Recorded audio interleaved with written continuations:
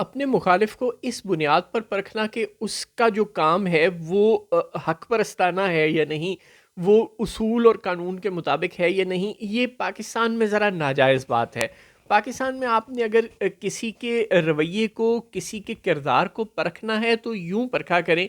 کہ اس نے جو کام کیا ہے کیا یہ اس کے لیے مجبور تھا یا نہیں، اور اگر یہ ایسا نہ کرتا تو پھر اس کے ساتھ کیا ہوتا۔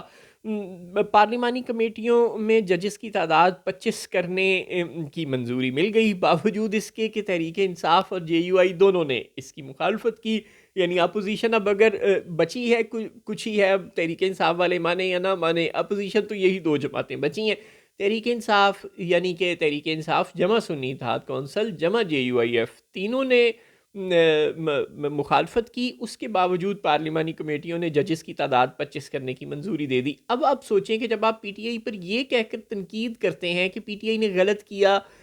کہ اس نے جوڈیشل کمیشن کا حصہ بننے سے انکار کیا، اس نے ان کمیٹیوں کا حصہ بننے سے انکار کیا جنہوں نے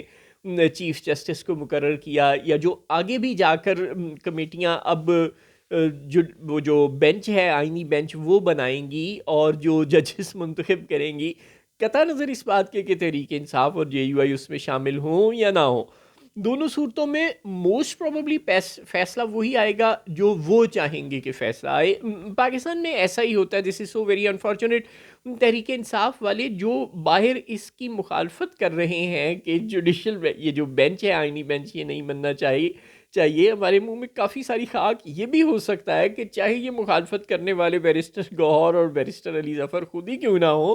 اور اگر یہ خود بھی ان کمیٹیوں میں جا بیٹھیں، جو کہ بہت ممکن ہے کہ جا بیٹھیں گے،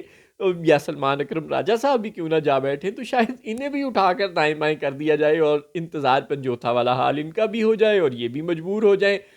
کہ ہاں جو وہ کہہ رہے ہیں وہی ٹھیک ہے، اور میں جو اب تک کہتا رہا ہوں، اور اگر میں اس وقت بھی وہی کہہ رہا ہوں جو میں اب تک کہتا رہا ہوں، تو میں بکواس کر رہا ہوں، بک رہا ہوں جنوں میں، کیا کیا کچھ نہ سمجھے خدا کرے کوئی۔ تو جو مجبوری ہے پاکستان تحریک انصاف اور جے یو آئی ایف کی اس وقت، اس کو سمجھنا ضروری ہے، اور پی ٹی آئی کو اور پاکستان کے تمام مطلب باشعور حلقوں کو، سول سوسائٹی کو، مولانا فضل الرحمان صاحب کا دل کی اتھاہ گہرائیوں سے شکریہ ادا کرنا چاہیے، جو وہ فرما رہے ہیں کہ انہوں نے دانت توڑ دیے، زہر نکال دیا 26ویں آئینی ترمیم کا، تو وہ بالکل درست کہہ رہے ہیں۔ انہوں نے اپنے 5 ووٹوں کی طاقت سے بالکل اس آئینی ترمیم کا زہر نکالا ہے اور حکومت کو بے دست و پا کر دیا ہے۔ اب کم از کم اس پر یہ تلوار ضرور لٹکتی رہے گی کہ اب جو 12 بندوں کا جوڈیشل کمیشن، جس کا اجلاس یحییٰ آفریدی صاحب طلب کر چکے ہیں، یہ پتہ نہیں اختیار یحییٰ آفریدی صاحب کے ہاتھ میں کیوں رہنے دیا، یہ اختیار بھی اسپیکر قومی اسمبلی کو مل سکتا تھا، لیکن 12۔ اب اس میں 2 سینئر ججز، بے شک آپ جسٹس منصور کو ڈال دیں، جسٹس منیب کو ڈال دیں، جس کو بھی آپ ڈالیں گے، 1-2 تو اور جج آپ کو لینے پڑیں گے، اور وہ پھر ہم خیالوں میں سے ہوں گے، تو وہ ایک آدھا جج ہوگا، ایک سپریم کورٹ بار کونسل کا نمائندہ ہوگا، ایک اٹارنی جنرل آف پاکستان اپنے منصور انور اعوان صاحب ہوں گے، اور دوسرے وزیر قانون یعنی اپنے وڈے تارڑ صاحب، عطا تارڑ صاحب کے وڈے تارڑ صاحب اعظم نذیر تارڑ صاحب ہوں گے، ان کا تو ماشاءاللہ نام بھی اعظم ہے، تو خیر یہ ہوں گے، اور باقی حکومتی اراکین ہوں گے، پیپلز پارٹی اور نون لیگ کے اراکین ہوں گے، ایم کیو ایم کے اراکین ہوں گے، تو ان کے درمیان 2 بندے پاکستان تحریک انصاف کے، موسٹ پروبیبلی ایک بندہ جے یو آئی ایف کا، یہ 3 بندے اور شاید 1-2 ججز، یہ سارے 4-5 ہو جائیں گے اگر بہت ہو گئے تو یہ 5-7 سے موسٹ پروبیبلی فیصلے پھر وہی آئیں گے جو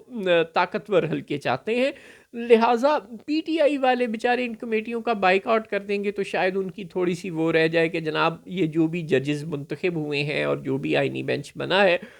ہم اس جرم میں شریک نہیں ہیں، اور اگر یہ آئینی بینچ ہمارے خلاف کیسوں کے فیصلے دیتا ہے تو پھر ہمارے ہی قدم سے منتخب ہو کر تو یہ نہیں آیا نا، تو یوں ایک لحاظ سے ان کا احتجاج ریکارڈ ہو جائے گا۔ ہاں یہ ضرور ہے کہ آپ یہ کہہ سکتے ہیں کہ پھر وہ جو 1% چانس ہے کہ اگر حکومت کوئی مینیپولیشن نہ کرے، کچھ منور نہ کرے، کچھ طاقت کا استعمال نہ کرے، کوئی زور زبردستی نہ کرے، جو کہ ایسا ہوتا نہیں ہے، پاکستان میں زور زبردستی کی جاتی ہے، تو اگر زور زبردستی نہ کرے تو پھر شاید تحریک انصاف ووٹ دینے آئے اور سب کچھ اصول قانون کے مطابق ہو جائے، تو پھر یہ ہو سکتا ہے کہ فیصلہ وہ ہو جائے جو جسٹس منصور چاہیں یا جسٹس منیب چاہیں یا جسٹس یا آفریدی خود چاہیں یا پاکستان تحریک انصاف کے لوگ چاہیں یا مولانا فضل الرحمان صاحب چاہیں، لیکن اگر یہ سب کچھ اصول اور قانون کے دائرے میں ہو، اور کیا پاکستان میں کبھی کچھ اصول و قانون کے دائرے میں ہوا ہے؟ میرے والوں نہ ہی سمجھو، کیا اب ہو جائے گا؟ امید رکھ سکتے ہیں، خواہش کر سکتے ہیں، دعا کر سکتے ہیں، حقائق اس ازمپشن کو سپورٹ نہیں کرتے. This is so very unfortunate but this is fact.